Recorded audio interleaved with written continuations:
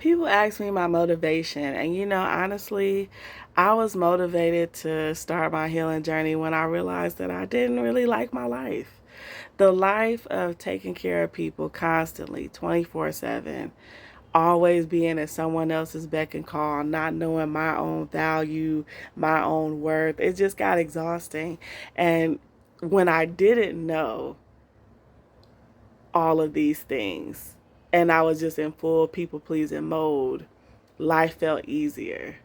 But when I got to a space in my healing journey where I could see that I don't love myself, I don't take care of myself, I cancel my own appointments for other people, I don't center my own feelings, my own needs, I don't say no.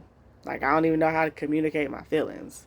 When I saw myself struggling with all of that, that's when I knew I had to change. So, because a lot of times people ask me, well, when do we know? And honestly, you may be one of those people just like me going around and around and around like in a rat race, and you can't figure out how to get out.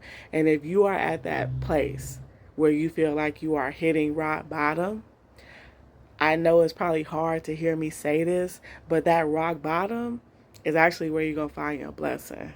Like when I was depressed and could literally not get out of my bed, that's when I actually found peace. That's when I actually was like, okay, I'm not crazy. There's actually something wrong here that needs to be addressed. And then I sought out getting the support and the help I need in order to live the life that honestly I'm still benefiting from today. So if you are sad and you are down and you just like, I don't know what I'm going to do, I just want to share with you that you actually are at the sweet spot. And I know it sounds crazy, but you are. Like, you are at the sweet spot of really getting to the root of what's going on. And I say it's a sweet spot because now there's nobody or nothing in your way of focusing on you. And the tears, the sadness, the pain that you feel, that's your inner child finally able to come out because there's nobody else's agenda, nobody else's plans is in his or her way. It's just it's just them. It's just you and you. And that is like a scary place to be in, but that's the real place. It's like the core of many codependents is depression, sadness, anger, pain, frustration, because we've been living a life where we have not been getting our needs met or they've been met to a very little degree. And so when nobody else is around and you can focus on you, it's finally an opportunity for all of that to come out. And you start to see that I'm scared, I'm lonely, I'm angry, I'm tired of being there for everybody and feel like nobody is there for me. And ironically enough, like, get into that space where you can see that, feel that, and you're not shaming yourself for it. I know it sounds crazy, but that's actually like a very, very good place to be because you're acknowledging your pain and you're becoming more self aware of it. And once you get a little taste of self awareness, your brain just seeks out more. And then all those thoughts in the subconscious become conscious. Like, you're conscious of it, you're conscious of the behavior. Like, it was so hard for me to say, wow, Tanisha, you really don't love yourself. Like, that was hard. I tell people all the time, I was like 33 when I finally was like, okay, like, I love myself. And that was only like 6 years ago. You know what I mean? I know I just dated myself, but, 39 and fine out here, okay? But seriously, like, that was not too long ago, you know? Um, And one of the reasons why I love doing this work is because I love to see clients at a space where they love themselves and they've gotten there through the pain, through the sadness, through the turmoil. Because it's like on the other side, it's nothing but peace, joy, love, abundance, acceptance. You start letting go of stuff. Like when I truly started loving myself, when people left me, it was more just like, okay, I love you. I love that you're taking care of yourself. And if taking care of yourselves means leaving me, then I want you to go full speed ahead towards the door, because I don't want to be in situations where I'm having to support people who maybe I don't know how to support. Maybe I don't even have the energy to support. So if you already can see it, then thank you, Jesus. Please go 100 miles an hour towards exiting my life. Because I can't help you, and maybe subconsciously I don't even want to help you and I don't realize it. And relationships, whether it be friendship, intimate, colleague, whatever, should not be based on me or you even feeling like we have to help people. Do we get help in relationships? Yes, but should it be about that? No. So it's like a lot of people that we have in our life, are they even able to come into our life and actually live life?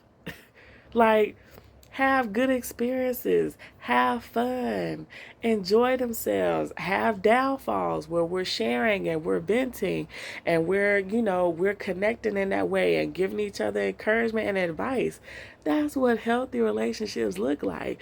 When people coming into our lives and they coming from a space of, I don't have this, I don't have that, it fuels up all that codependent stuff that we working so hard to let go of. It's like, are we empaths? Many codependents and people pleasers are empaths. But you have to give people need to earn you. Period. People need to earn you. There are levels to you. You can be that empathic, kind, giving person on every single level, but it's levels to it. Okay? The first level is you just being polite, courteous. Hey, how you doing? When you feel safe with that person, they're doing the same thing, then it transcends to, hey, how you doing? And maybe when you see this person going through something, you check on them. But you check on them when you have the capacity, when you have completed all the tasks on your own to-do list. That's when you can check on them. And then from there, it may look like you, hey, how you doing? Checking on them when you see they're having a hard time. And then you may be inserting yourself depending on the strength of this person. Can this person handle this conversation? It's like that's how we move up levels in our relationships, where we're not giving full 100, 150 for some of us energy, and then not feeling like we're getting anything met. I just don't want you to work from that type of level, and I don't want you to feel like that's the requirement for a relationship, because it's not. You can still show up as your true authentic self in levels. There are levels to getting to know you. And yes, everybody is amazing, everybody is special, but people need to earn your time. That's like, period. Is no getting around it. People need to earn your time. People should not just be putting themselves on your own calendar and you don't even know who the F they are. Number one, who are you? Why are you worthy? Why are you worthy of this energy from me? Everyone is worthy of, hello, how you doing? It's great to meet you, or whatever. Everybody is not worthy of, hello, how you doing? It's nice to meet you. Hey, I noticed you look sad today. Are you good? Everybody is not worthy of that. And we give that to everybody, and we don't even bother to assess whether or not people can give it to us. Because in our mind, the standard is, this is how I operate with people, and that's beautiful. But operating people in that way when you have the full capacity and you are not expecting anything back. And if you struggle with people pleasing and codependency, I'm telling you right now, you do not have the full capacity to do that because you have exhausted yourself, giving it away to everybody already.